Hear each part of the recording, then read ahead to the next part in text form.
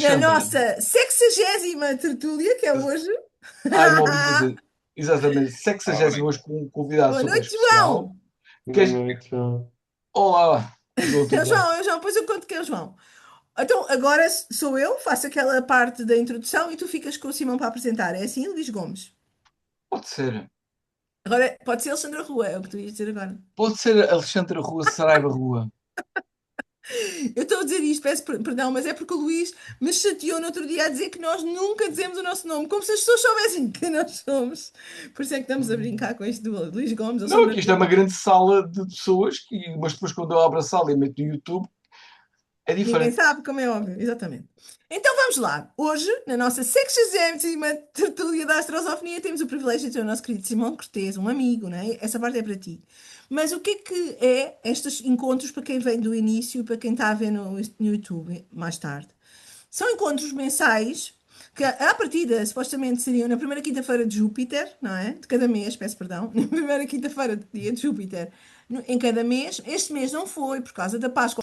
E então, fazemos estes encontros, meia hora para o palestrante apresentar a sua proposta e depois nós ficamos com meia hora para falar com eles. Olá, Gerson! Olá, há tanto tempo que não via. E, portanto, pedimos a vossa compreensão, a vossa urbanidade. Agradecemos que estejam os microfones ligados, a câmara aberta era muito, muito bom, porque podemos ver-nos. E a seguir, ao Simão, ao terminar a palestra, podemos conversar todos. Aliás, esse é um privilégio dos astrolosófonos que aqui estão, porque a metade desta sessão é a parte pública, que é a palestra, será publicada mais tarde para a semana no YouTube. Mas a parte privada não vai ser publicada, portanto é só nosso. Esta é a Uhum. parte mais especial. Por isso, perguntas.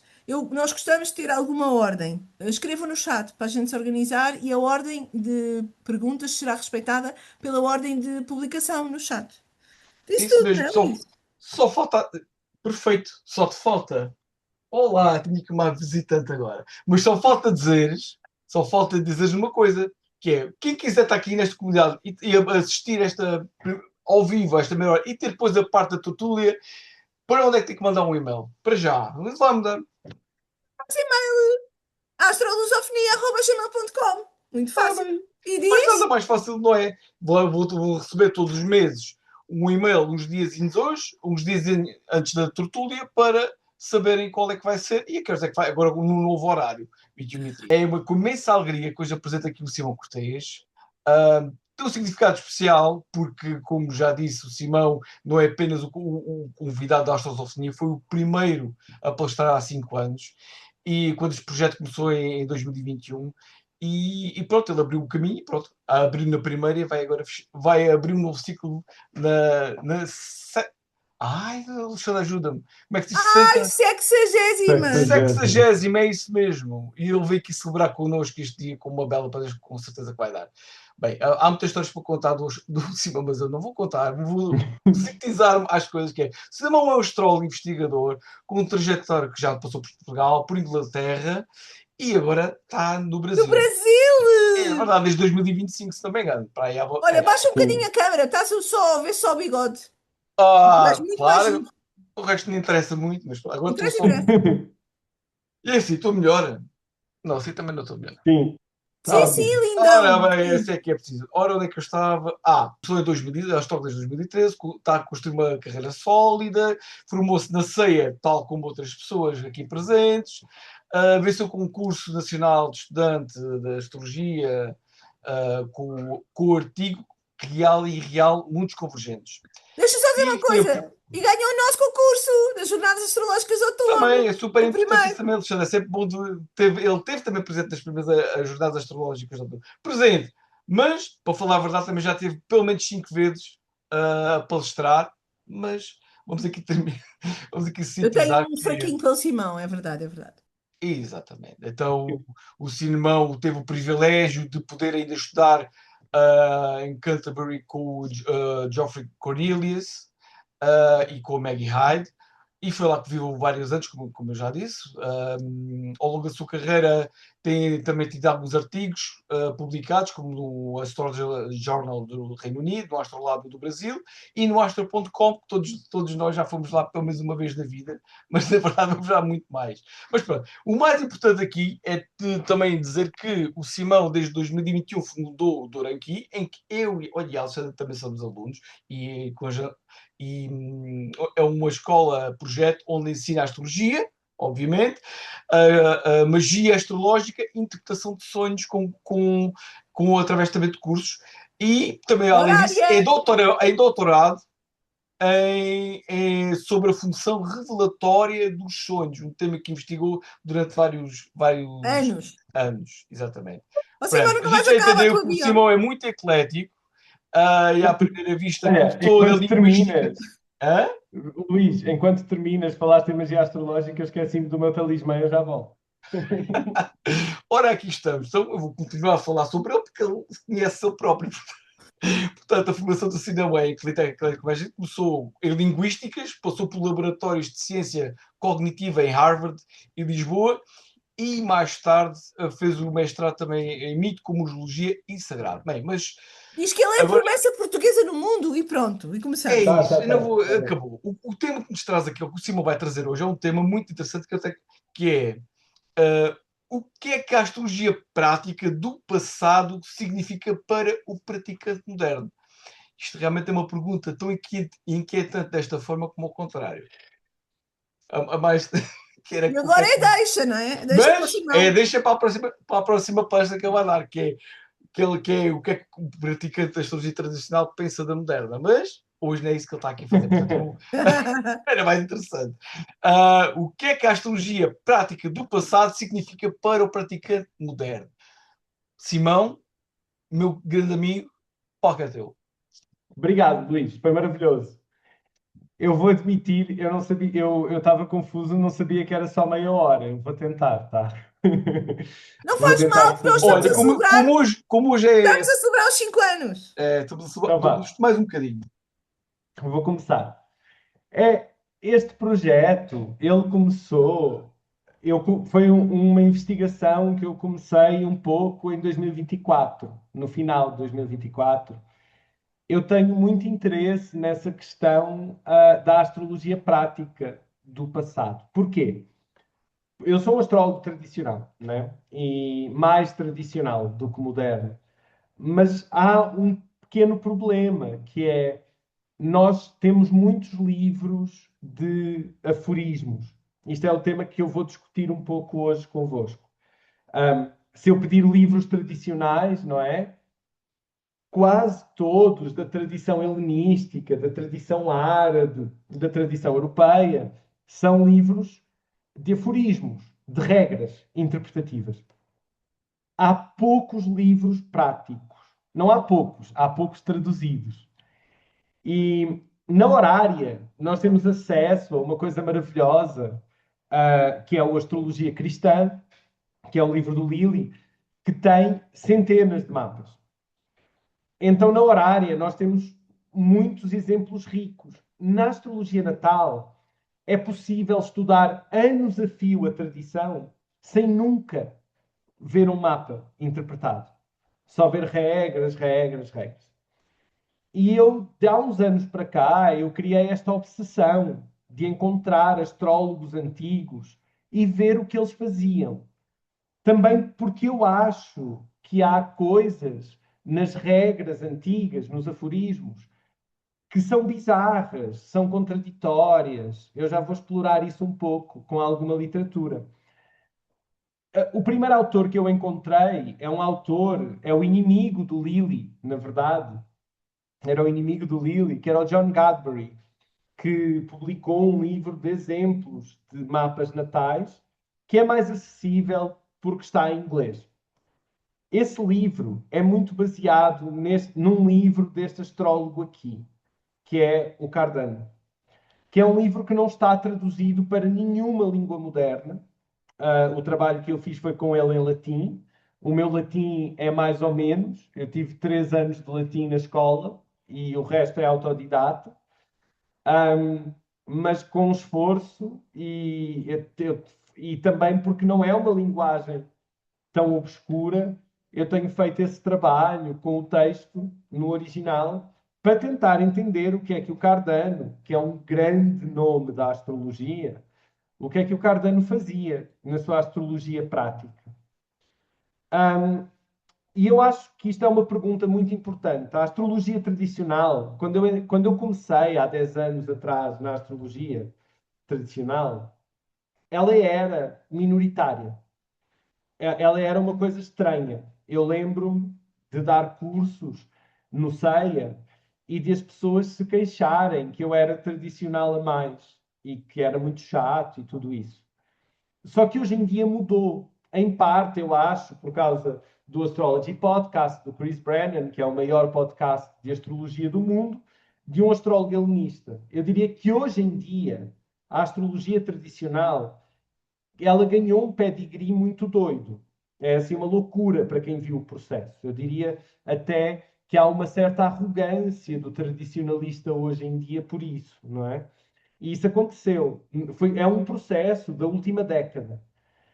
Mas eu acho que há questões que elas são muito válidas. Aliás, hoje em dia as pessoas até me consideram meio moderno, não é?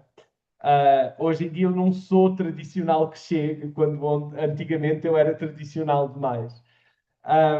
Mas eu acho que as perguntas que me fazem dizer eu sou tradicional é muito entender, é entender um pouco, por um lado, o que é que era feito e o que era de valor no que era feito. Porque muitas vezes nós ouvimos os argumentos contra a tradição, de que o mundo mudou, as coisas não têm tanto sentido, mas isto muitas vezes é feito sem passar um tempo em profundidade com estes autores.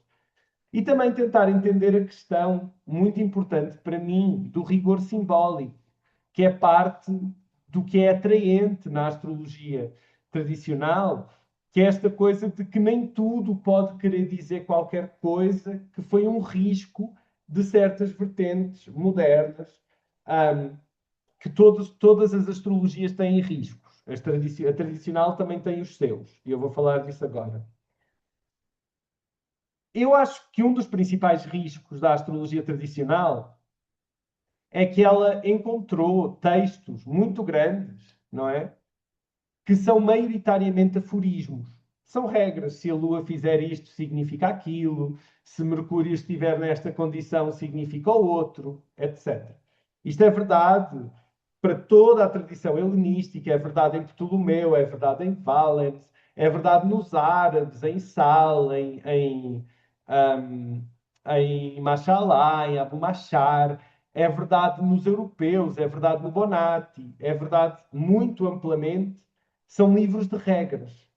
Só que há um problema, e aqui os modernos têm razão, é que o mundo mudou. E o que isso quer dizer não é que as regras não se aplicam mais, mas o que quer dizer é que às vezes nós não entendemos o que o astrólogo queria fazer com as regras, porque nos falta contexto histórico. Isto é uma coisa que muitas vezes nós não pensamos quando pegamos no livro e olhamos para as regras. Junto disto, não são publicados livros de estudos de caso, como os livros do Cardano. Então o que acontece é que nós temos as regras, mas não temos a prática. E não podemos comparar as duas. E sem essa comparação, existe um problema brutal na nossa própria interpretação das regras e do que as regras significam, tá? Então este é o problema que toca na minha cabeça. E é um problema que eu vejo, por exemplo, eu vou discutir mais no fim, mas com aquilo que eu chamo uma aplicação algorítmica das regras, não é? As pessoas olham para as regras e pensam que elas são como se fossem leis matemáticas, que os astrólogos escreviam as regras como se fossem leis matemáticas. E parte do meu argumento é que, na verdade, se nós olharmos para a prática concreta dos astrólogos, nós vemos uma coisa completamente diferente. Então, existe um desentendimento de quais são as intenções do astrólogo tradicional quando ele escreve, mesmo e principalmente pela parte de outros astrólogos tradicionais. Eu enfoquei-me muito no Cardano, porque o Cardano é considerado, por um lado, é considerado um astrólogo de grande importância, por outro lado, é dos astrólogos cuja prática concreta é mais discutida na literatura. A razão para isto é que foi publicado um livro muito famoso do Anthony Grafton, que é um académico, em que ele discute a prática do Cardano e isso deu alguma acessibilidade aos exemplos e alguma fama aos exemplos. Ele foi um astrólogo renascentista, ele nasceu em 501 e viveu 75 anos, sempre na Itália, não é? Ele foi um polimata do Renascimento, verdadeiro homem do Renascimento, fazia tudo, matemático, médico, químico, astrólogo, astrónomo. É argumentavelmente o pai da probabilidade enquanto área científica. Isto é importante até para entender como ele opera enquanto astrólogo. Ele inventou a probabilidade enquanto área de estudo da matemática. E fez outras coisas, como números negativos, imaginários, de formas bastante inovadoras. E teve vários problemas com a Inquisição, especialmente no fim da vida, por causa dos livros astrológicos e porque, como vários astrólogos, era uma pira da época, ele fez um mapa para Jesus, ele fez um mapa para Jesus Cristo, que era considerado uma grande heresia, e ele teve vários problemas com a Inquisição. Uma história trágica, perdeu o filho, muitas doideiras desse tipo. Mas, em geral, este é o perfil do homem de que estamos a falar aqui. Do Cardano, isso é um desenho dele. O livro de que eu vou falar, as coisas de que eu vou estar a falar concretamente, aqui o livro quinto. Vocês dizem de exemplis quentum geniturarum, que quer dizer 100 genituras de exemplo, basicamente. Ele compilou 100 mapas astrológicos e produziu uma pequena interpretação para cada um deles, basicamente. Obviamente é um livro muito grande e, portanto, ele não é várias páginas para cada pessoa. É alguns parágrafos por cada coisa. São basicamente 5 livros, no entanto, não é? Os primeiros 2 são astrologia técnica, como é que funciona a astrologia, nananana. O terceiro é da astrologia natal, como é que se faz a interpretação de astrologia natal. O quarto é previsões, como é que se fazem previsões astrológicas. E o último são as 100 natividades notáveis. O De Exemplis, que é o livrinho, não é? Libelli quer dizer livrinho, os livrinhos. O livrinho que nós vamos estar a falar, ao livreto, é um livro onde normalmente os estudos têm vindo a incidir sobre os mapas de pessoas famosas que lá estão. Ele tem, por exemplo, análise do mapa do Petrarca, que foi o maior poeta do Renascimento europeu, mapas de pessoas famosas. Só que o que eu sou fascinado é os mapas de pessoas não famosas. Porque ele chama mapas notáveis, não é? Então, quando ele põe uma pessoa não famosa, é porque alguma coisa gostosa aconteceu relativamente a essa pessoa, não é? Qualquer coisa bizarra, qualquer coisa estranha, qualquer coisa fora da caixa. E então são casos reais, estranhos, às vezes hilariantes, e que mostram um pouco o seu contexto renascentista e assim as doideiras culturais do contexto renascentista. Eu pus aqui que íamos pôr 4, mas antes de começar, porque eu percebi que era meia hora, eu tirei o lunático, que é o menos interessante. Então vamos analisar 3. Pronto, vamos analisar 3 desses mapas. E que são o endemoniado, quer dizer possuído, não é? O possesso, o talarico e o efeminado. Que são 3 mapas que ele apresenta simplesmente com esses títulos. E foram os mapas, foram os primeiros, há vários outros. Há um nascimento monstruoso, há um quiromante. Há vários mapas que eu tenho vindo a estudar e a produzir algum conhecimento, mas estes 3 são os que eu acho mais interessantes.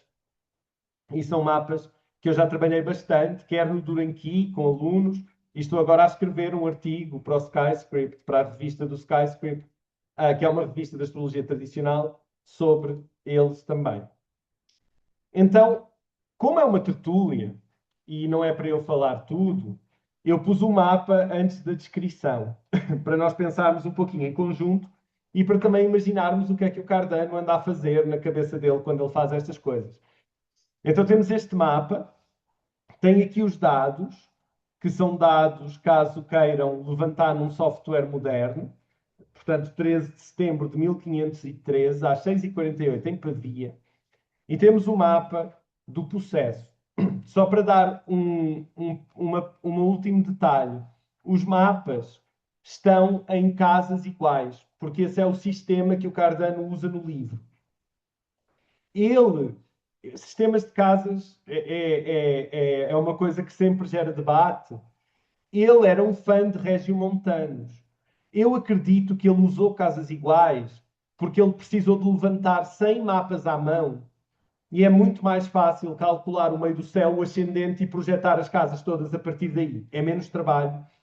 E o Cardano era preguiçoso, ele admite isso várias vezes. Ele diz assim: a posição de Saturno neste mapa eu não a corrigi. Mas não tem mal, porque Saturno não importa para este caso específico. Então é só para termos isso um bocadinho em atenção. Estou só aqui a tentar ver se eu consigo pôr a luz num lugar melhor. Mas só para termos isso em atenção. Então o que eu queria que fizéssemos agora era pensar um pouquinho. O contexto aqui é: o rapaz está possuído. Ele diz-nos que o rapaz está possuído, ele tem dons da profecia. É um rapaz que está possuído por um demónio, que ele descreve como um demónio furioso. E o que eu queria era que pensássemos e discutíssemos um pouquinho, talvez, onde é que neste mapa poderia haver temáticas de possessão, pelo que nós entendemos da astrologia, quer moderna, quer antiga, quer moderna, quer antiga. Deixa eu ver se consigo tirar isto para pôr num lugar melhor. Então agora eu vou ouvir-vos, vou escutar-vos. Ó Simão, não te esqueças que esta parte é gravada e publicada no YouTube.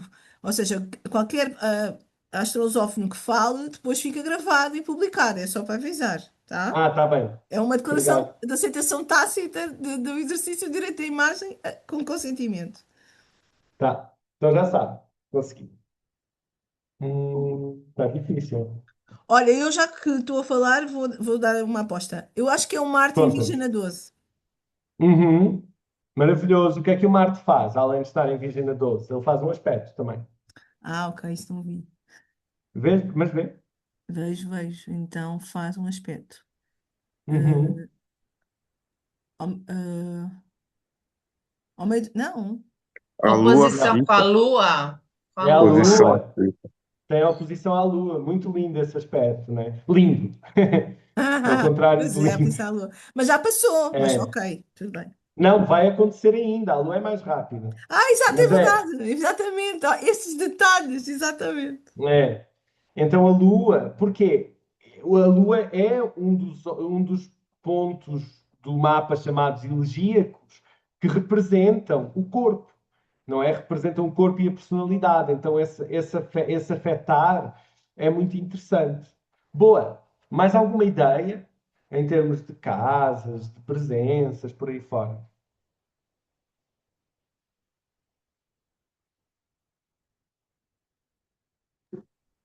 Casa 12, a casa do The Bad Diamond.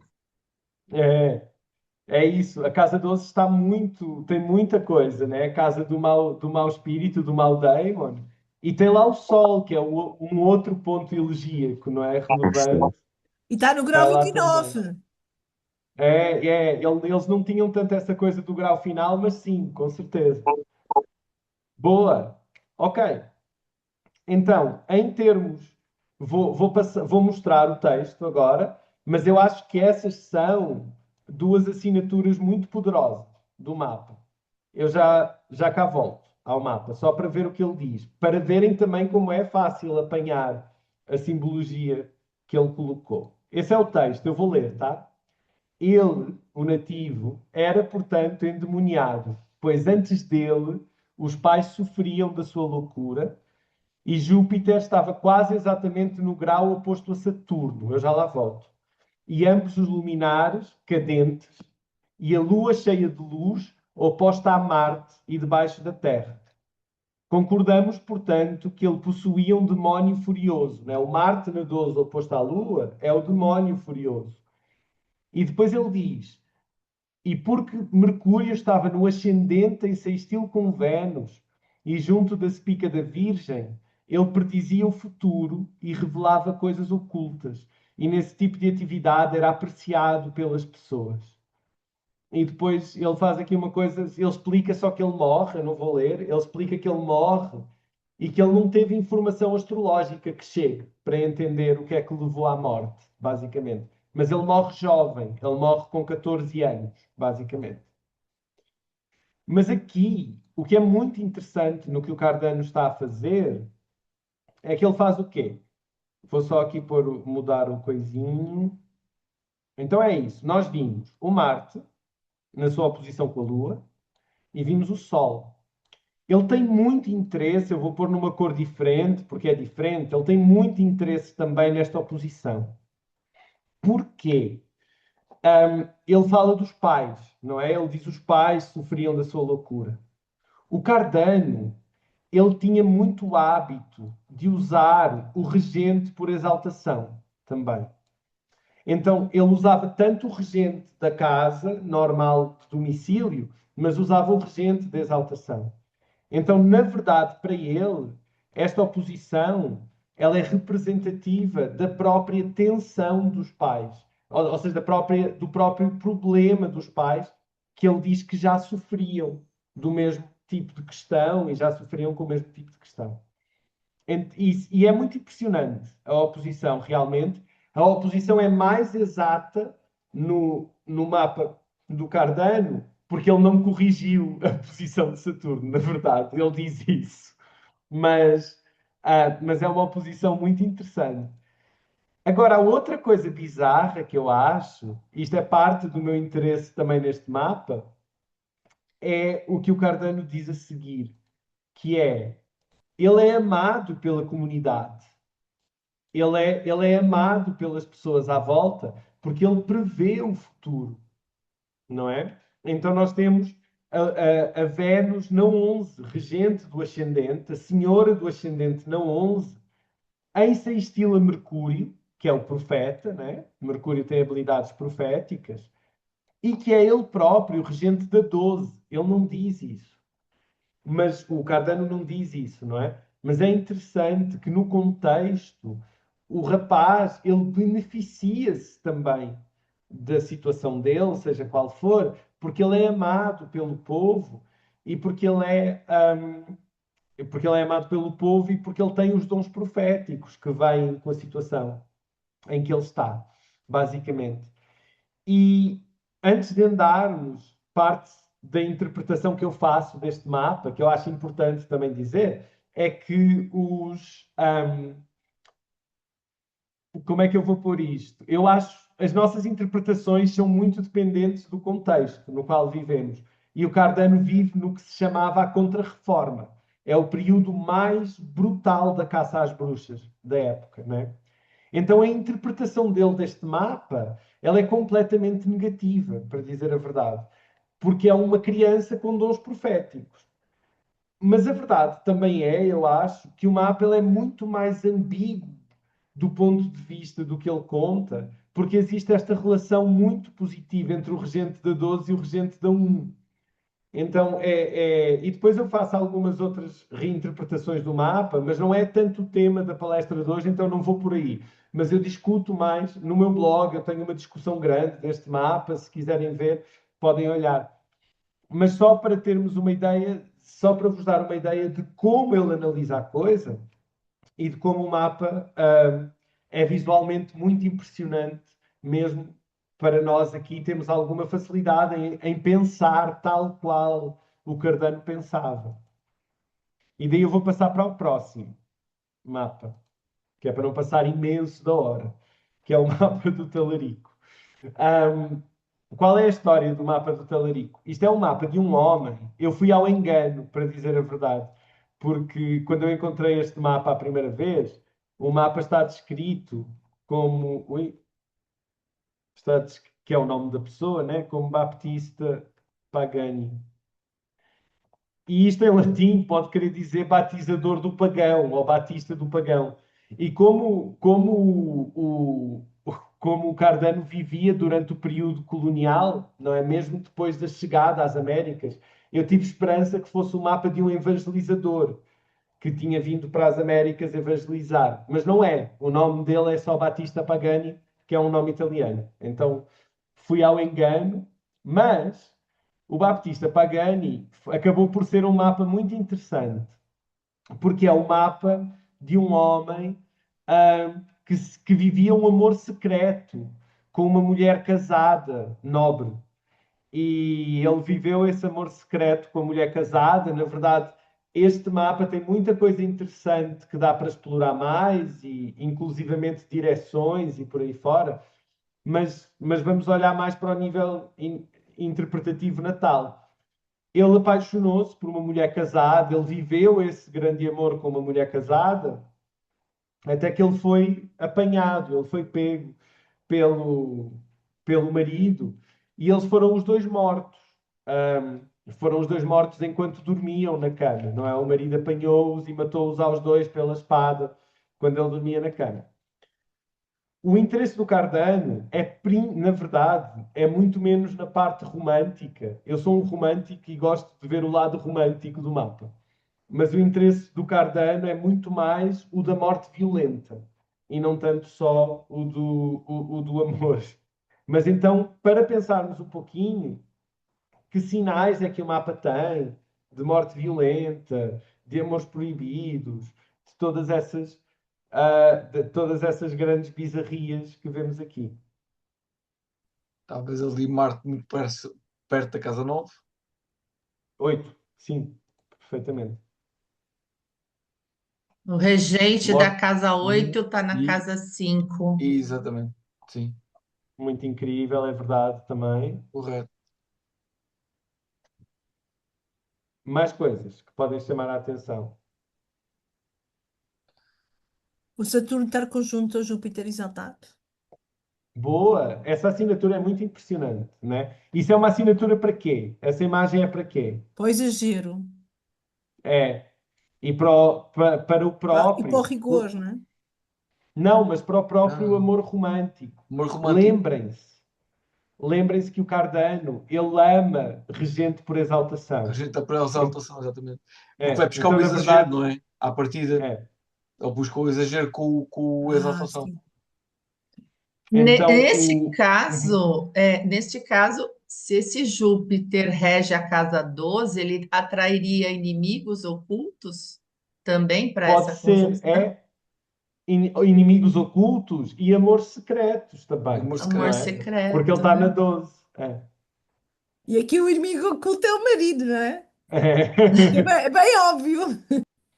Gerson, você ia falar, A né? parte do casamento tá junto com Vênus na casa 4. A casa 4 é a Sério? casa do mundo subterrâneo. Isso é muito incrível. Eu não tinha Tem, calculado, mas sim, é uma vou por das aqui. casas que está ligada à morte, a casa 4, a casa do É, mundo subterrâneo. com E o certeza. dispositor, o regente, vai para 8. O regente da parte do casamento está na 8. Exatamente. Não, é muito impressionante. Eu não tinha pensado na parte, porque na parte do casamento o Cardano não puxa, mas também sendo a Vênus, ele olha para esse simbolismo, né? O dispositor da Vênus está na 8, Vênus Está na exilada numa 8. casa de morte, tudo isso, né? É. Eu pus Vênus aqui na um de 4 sempre a casamento. também. Nos, É, no- nos textos de astrologia helenística, Vênus na 4 pode ser a morte da parceira também. Pode fazer uma referência à perda da parceira. Mas no a caso perda ele da morreu parceira. junto, né, com a parceira. É. Mas E é interessante que é quadrado. Em cima disso, é quadrado com a conjunção, né? Uma quadratura meio exata com essa conjunção. Então é aí que está a ação toda, com certeza, nessa parte do quadratura. mapa. É. Boa, vamos ver o texto. Está a ir rápido, mas não tão rápido. Eu não vou falar tanto desta parte aqui de baixo, tá? Que é a parte das direções. Ela é muito interessante e elas estão mais ou menos bem calculadas, porque direção muitas vezes tem erro de cálculo. mas elas estão mais ou menos bem calculadas. Mas o que é que ele fala? Ele diz, tarará, isso não importa, assim, o regente do horóscopo, Saturno, está exilado em Caranguejo e conjunta Júpiter, inimigo do ascendente, sendo também regente da sétima casa. Eu vou dar um contexto aqui. Na astrologia renascentista, a casa 7 é por vezes considerada a nareta, que quer dizer trazedora de morte, porque ela é o oposto da casa 1. Hoje em dia, esse significado perdeu-se. Está tudo bem. Eu acho que havia até demasiados significados de morte às vezes, mas na altura era um significado importante, não é? Portanto, sendo também o regente da sétima casa, por exaltação, que quase sempre é o significador da morte, ambos em quadratura com Vênus. Ela, por sua vez, está no domicílio de Marte exilada. Além disso, o Sol está conjunto a Algol, porque Algol está num lugar diferente, né? E Mercúrio em quadratura com Marte, na sétima casa. Ele conta Marte na sétima, ele diz isso na sétima, mas é bizarro. Eu não sei porque é que ele diz que Marte está na sétima, na verdade. Eu acho que é um erro tipográfico. Tudo isso indicava que seria absolutamente impossível que ele não morresse pelo ferro, pois pelo menos 2 destes testemunhos mostram isso de forma indubitável. Ele é um pouco exagerado a falar, tá? Não era absolutamente certo, mas pronto. Ele depois faz um movimento muito bonitinho do ascendente, ou seja, da direção primária, não é?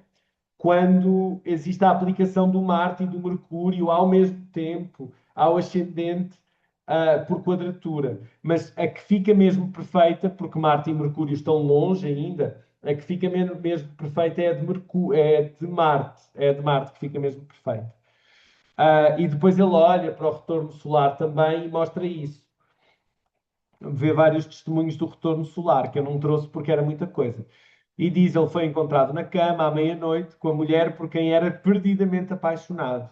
E ambos foram mortos nus pelo marido dela, com grandes ferimentos. Ele ficou caído até ao dia seguinte, sendo que aquele que o matou era um homem nobre. E, e o que é bem, ou seja, o que é bem interessante também, eu acho, é a dupla significação desta conjunção aqui, não é? Porque ele mostra como é uma conjunção inauspiciosa, porque o Saturno está exilado, mas também é uma exaltação, também é uma conjunção que mostra esse amor, esse perdidamente apaixonado de que ele fala, não é? Porque o Júpiter está exaltado, conjunto à cúspide da Sete. No caso, tido como regente da Sete, mas também da 12, como a Beth disse, não é? E, portanto, também das coisas secretas. Alexandre, diz alguma coisa? Eu estava a pensar como é que se vê aqui o marido. Porque isto é o marido, é o inimigo direto. Porque eu depois estava a pensar se ele era oculto ou era direto. Porque é um bocado óbvio se calhar ele ser direto. Uhum. E a Casa 7 funcionava não É. só para amor da vida dele, como também para o marido louco que poderia matá-lo. Estava a Eu pensar acho nisso. que é verdade, mas eu acho que no caso é verdade que a 12 são inimigos secretos, mas também é verdade que a 12 várias vezes aparece só como inimigos, não é? A 12 pode ser só inimigos também, para Ok. dizer a verdade. E ele é morto desprevenido, não é? Eu acho que a questão de estar desprevenido, mas fundamentalmente o regente é o mesmo, na verdade. O regente é Júpiter, tanto da 12 como da 7. E no caso, o que acontece é que ele se sobrepõe ao Saturno, porque ele é infinitamente mais poderoso do que o Saturno. Sim. Boa. E para vermos um último, temos o efeminado, que é um mapa que eu tenho estado a trabalhar bastante recentemente.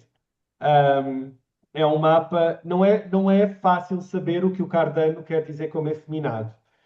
Eu acho, eu acho que no caso, eu pensei talvez que fosse um homem gay, porque obviamente é o Renascimento, as distinções que nós temos hoje em dia não se aplicam. Mas pela forma como ele descreve, seria uma pessoa que não se enquadrava em padrões de género.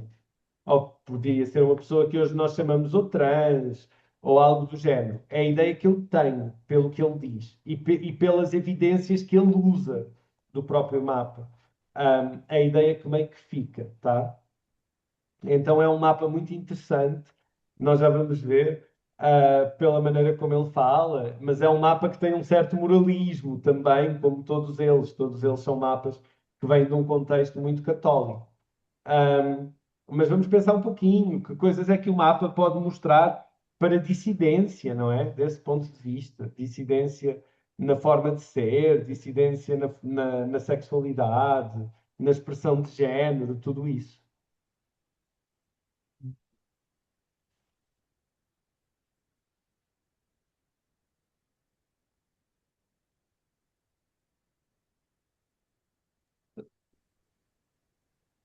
Muito apaixonado, não é? Vênus em Escorpião.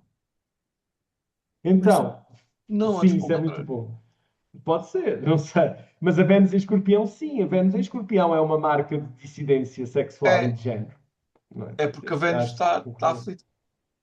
é, é um dos testemunhos, com certeza.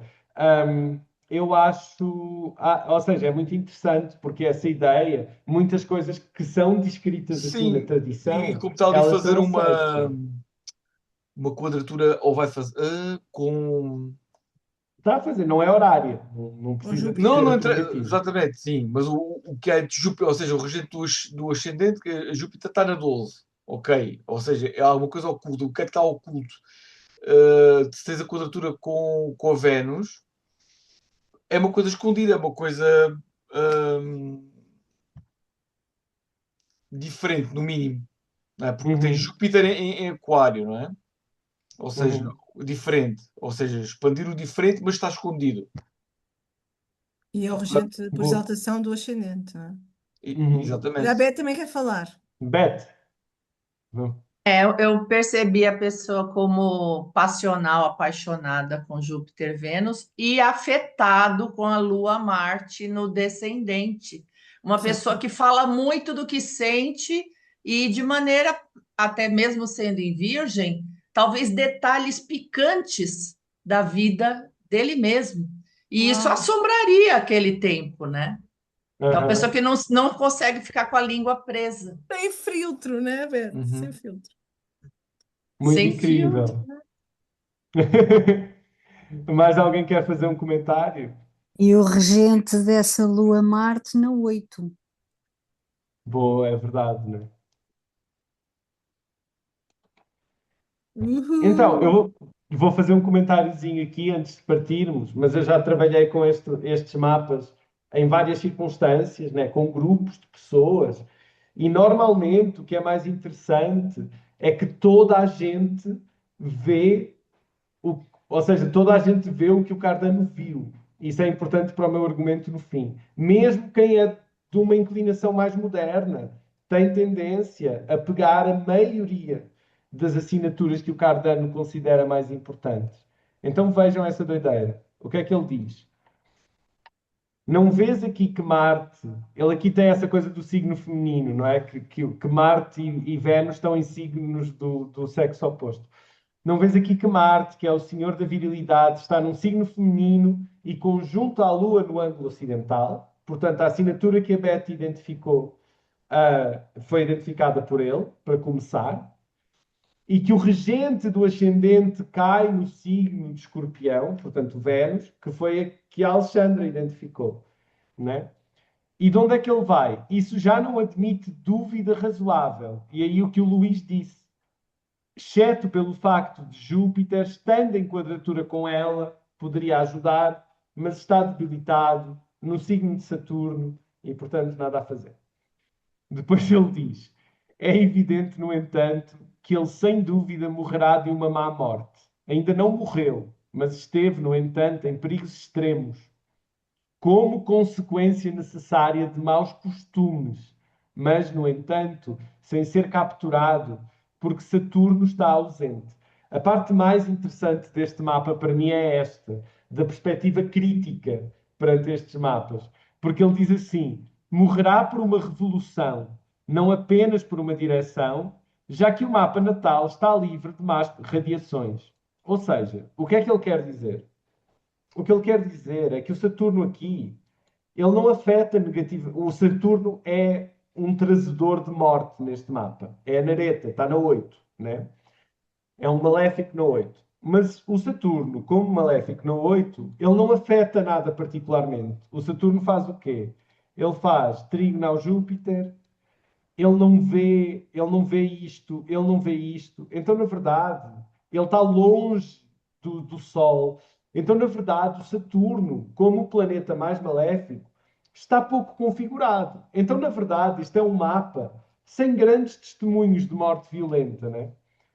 Só que o Cardano não, ele diz que tem de ser, porque a pessoa é escandalosa e a pessoa faz asneiras e, portanto, consequentemente, com certeza vai morrer assim. E depois diz: este homem, além disso, exibia riqueza entre desconhecidos, estando preparado então para receber honrarias. A Beth falou disso. É uma pessoa que era uma pessoa que expunha demasiada vida, era uma pessoa que não calava as coisas. Como foi dito, com base em nossos princípios, tudo isto é, no entanto, inconsequente, porque Júpiter e Vênus estão ambos desfavoravelmente posicionados.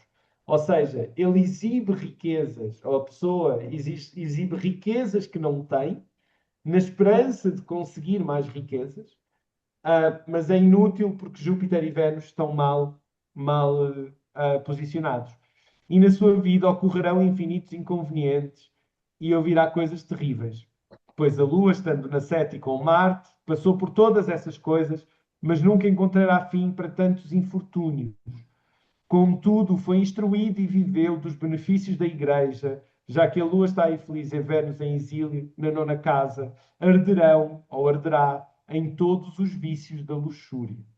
Eu acho muito interessante. Eu tenho a minha fanfic na minha cabeça, porque eu pergunto-me o que é que o Cardano está a fazer a comentar o mapa da efeminada, sabendo todas estas coisas da vida privada da efeminada, com a paixão de um ex-amante rejeitado, né?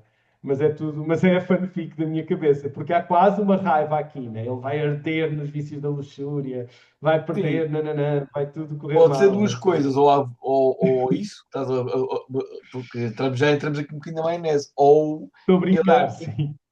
ou ele era, digamos que a moral dele era completamente toldada por aquilo. Claro, Mas, claro. mas eu acho que até concordo mais com a tua teoria, mas tinha que ler mais textos dele, porque ele é muito vimiente a dar pormenores escandalosos. Nesse É, sentido, parece que é com uma raiva certeza. muito emocional. Mas eu sinto que ele neste texto é mais emocional do que nos outros, para dizer a verdade, Pois né? é isso, é Bet. que eu não tenho a Sim, cultura exato. que tu tens de teres lido tudo, por isso é que eu estou a dar dubilidade, entendes? Que eu Claro, estou, e se tu leste mais, pronto. claro. Não, mas com certeza. Bet. Você considera a natureza dele indolente por conta desse Júpiter e Vênus por quadratura? Ele queria se dar bem cada vez mais, de maneira no mole, vamos dizer, hoje em dia? É. Seria isso? Então, eu vou dar a minha opinião pessoal, mas ela é pessoal. Eu tenho opiniões muito fortes. O Cardano tem um triplex na minha cabeça, daí eu fico a brigar com ele noite e dia. A minha opinião aqui, o que eu vejo quando eu olho para esse mapa, eu vejo a Vênus aqui, a regente por exaltação, que é uma técnica que ele usa, Sim. exilada na 9, de uma pessoa pobre e de uma pessoa pobre que foi criada pela caridade da Igreja e que passa por alguma forma de dissidência sexual, seja de género, seja de orientação. Então, na verdade, a primeira coisa que eu vejo é uma pessoa que cresceu num ambiente que ele odeia, com uma quadratura de Júpiter, que é o representante da religião. Então, na verdade, eu vejo uma pessoa que provavelmente está traumatizada da infância que passou na escola de freiras, enquanto era mais efeminado, enquanto tudo isso. Eu não sei se indolência é uma coisa, eu acho que há uma esperteza, não é? Então há uma coisa que a pessoa está a tentar subir.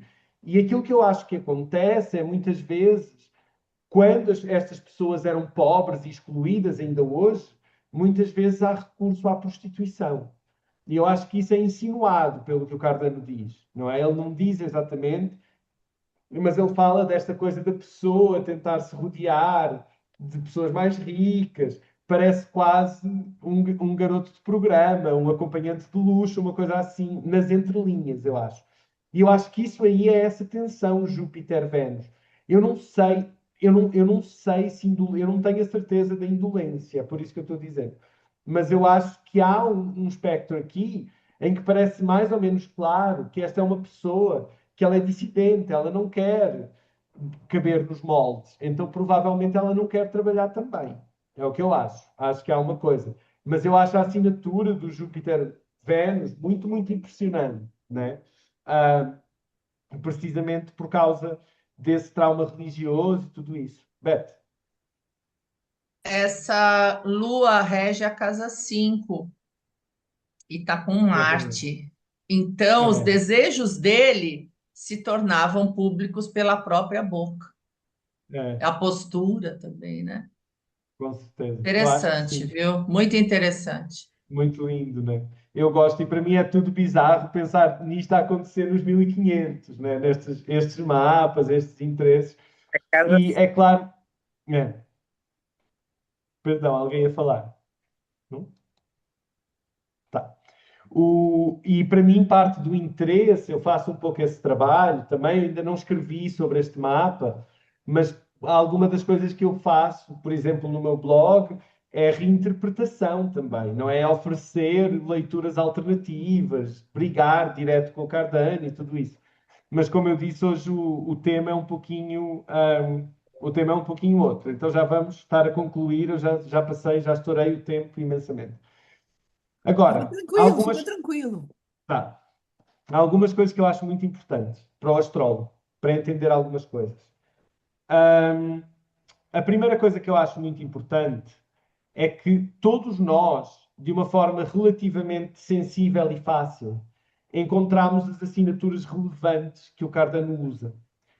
O Cardano, quando ele olha para a tradição aforística, da qual ele faz parte, o Cardano é um muito famoso escritor de aforismos, ele não leva nenhum aforismo nunca ao pé da letra.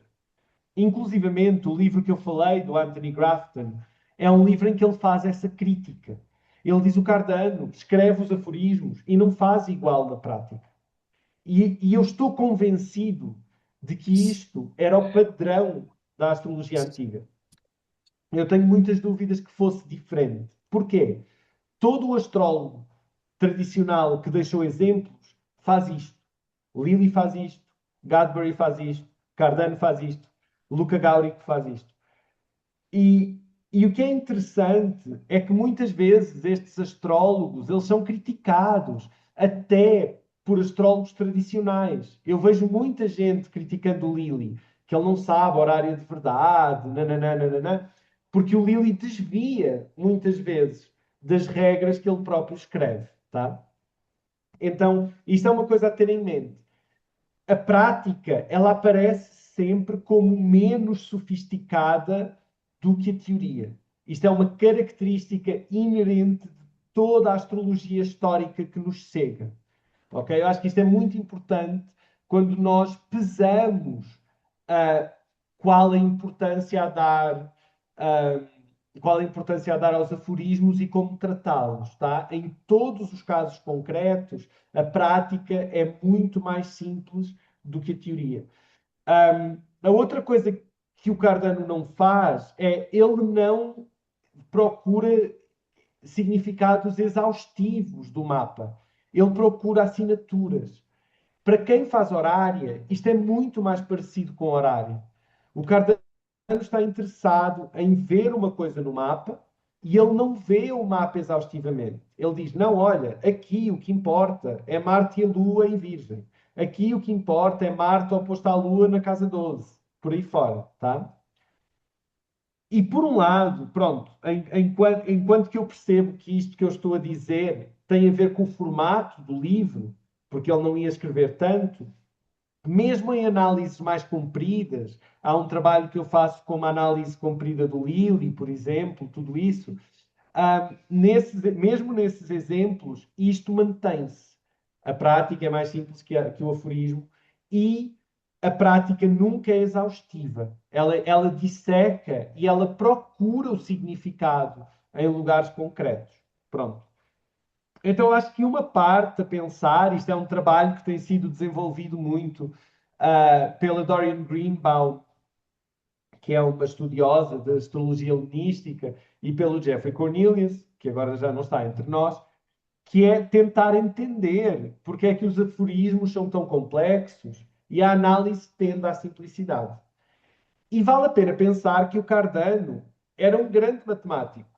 Ele não é falta de técnica, não é incompetência. O Cardano era mais competente do que todos nós aqui, provavelmente. Então não é de um lugar de incompetência, que é normalmente a acusação que se vai fazer, não é? Então, estes dois trabalhos, eu acho que são trabalhos que valem a pena, que são um artigo da Dorian Greenbaum, que se chama Arrows, e um artigo do Jeffrey Cornelius, eu depois posso mandar o título, que são artigos em que eles discutem a tradição dos aforismos e em que eles explicam que todas as evidências dos textos tradicionais mostram que os aforismos eles não são supostamente um algoritmo. O objetivo do Ptolomeu não era botar o tetrabíblos no chat GPT e daí o chat GPT fazer análise astrológica. Nunca foi isso. Na verdade, os aforismos, eles são maneiras de estimular a imaginação do astrólogo, né? Então, eles dão exemplos concretos para estimular a nossa imaginação. Da mesma maneira, quem já deu aulas de astrologia sabe perfeitamente que nós navegamos na maionese. Nós dizemos assim: imagina uma pessoa com Vênus em touro e a pessoa fica o dia todo a descansar. Não, não, não. Este processo de amplificar o significado é um processo muito mais parecido com os aforismos. E vários escritores da antiguidade, o F. Easton, por exemplo, o Valen, são escritores que a Greenbaum cita, fazem isto claro. Eles dizem, olha, não é para levar ao pé da letra, são exemplos de prática. Então, na análise concreta do horóscopo, na verdade, as técnicas que nós usamos no nosso dia a dia são relativamente simples e isto não é incompetência da modernidade. Isto já era assim antigamente. Cardano já era assim, Lilly já era assim, Bonatti já era assim. Todos os árabes, inclusivamente, leiam, por exemplo, o Sobre a Recessão do Mashallah, vejam as regras absurdas que ele passa e vejam a simplicidade da análise astrológica que viola todas as regras que ele passou. Então, isso é uma coisa importante a ter em mente. Mas a outra coisa que eu acho que é muito importante para nós, na moderna, não é na astrologia moderna, mas hoje em dia, é que o Cardano olha sempre para o mapa com uma pergunta em mente. E o próprio Lilly faz isto nas análises mais complexas que ele tem no Astrologia Cristã e por aí fora. Ele olha com uma pergunta em mente. Ele não olha para o mapa no abstrato. Eu sinto que hoje em dia há uma tendência para olhar o mapa no abstrato. Dizer assim, Sol em Virgem na casa 4. És uma pessoa organizada e dedicada à família. Nananã, nananã. E ir assim. Mas o Cardano não faz isso. O Cardano coloca uma pergunta antes e a partir daí desenvolve a prática explorando este simbolismo. Então, na verdade, eu acho que uma das coisas mais maravilhosas da prática de astrologia tradicional que eu trago para as minhas consultas hoje em dia é tratar o mapa quase como se fossem muitas horárias, né? Então, a primeira coisa que eu faço é eu olho o mapa e a pergunta é: qual é a personalidade desta pessoa? E guiado por essa pergunta, eu pego em detalhes do mapa e construo uma resposta. Aí eu faço reset e digo: como é que é as relações desta pessoa? E eu pego nos detalhes e construo uma resposta diferente. E aí eu faço um reset e pergunto: como é que será a carreira desta pessoa? E daí eu pego nos detalhes, como se fosse uma horária, né? E construo uma resposta também. Ah, e isto, na verdade, é um processo que o Cornelius, o Jeffrey, né, na sua tese de doutorado, ele se chama negociação simbólica, no sentido em que, por exemplo, só para dar um exemplo que nós vimos hoje por exemplo, que nós vimos aqui no talarico. Nós definimos no talarico que uma arte simboliza um perigo de vida, né? Imaginem que esta pessoa chega na vossa mesa e diz assim: eu sou amante da mulher de um nobre. Em 1500 e não sei quê, troca o passo, 26. Eu sou amante da mulher de um nobre. E vocês veem o mapa. Ótimo. O que é que acontece aqui? Regente da 1, exilado na 7, conjunta Júpiter, quadratura Vênus. Nossa, vai dar ruim, vai dar problemas. A Vênus está ahm, regida, disposta pelo Marte. Marte conjunta a 8. O que é que nós fazemos? Nós estabelecemos um símbolo. Ok, tu és amante de uma mulher nobre, estás aqui conjunto ao Júpiter exaltado, tudo certo, encontramos o significado no mapa, e estás em risco de uma morte violenta. O significado no mapa é o Marte. Ora, quando eu olho para as direções, como aconteceu, e eu vejo o ascendente a ir na direção do Marte, eu digo, olha, 1526 é um momento em que tu podes ser apanhado, é um momento em que tu podes sofrer essa violência. Então, isto é sempre o processo que nós fazemos em astrologia, né? Nós primeiro precisamos de olhar para a pergunta, para o mapa com uma pergunta em mente.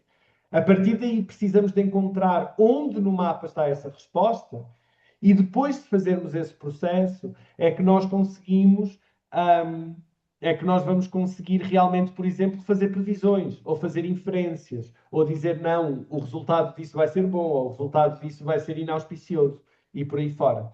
Então eu acho que realmente, assim, em termos de uma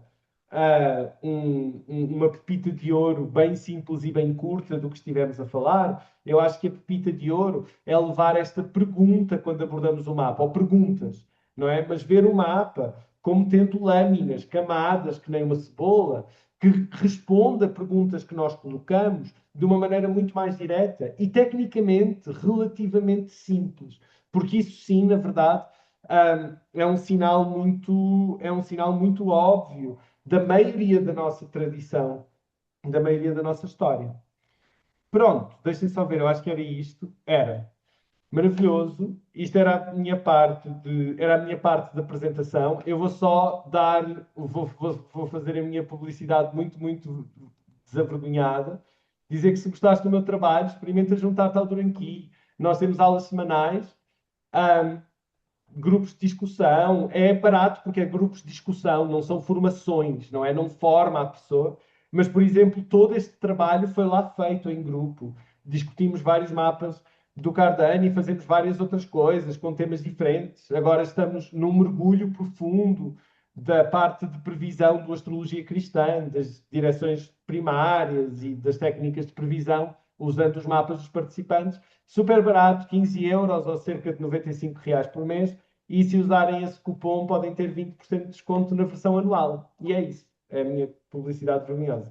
Alexandra. Falta a promoção da astrosofonia. Eu pus lusofonia.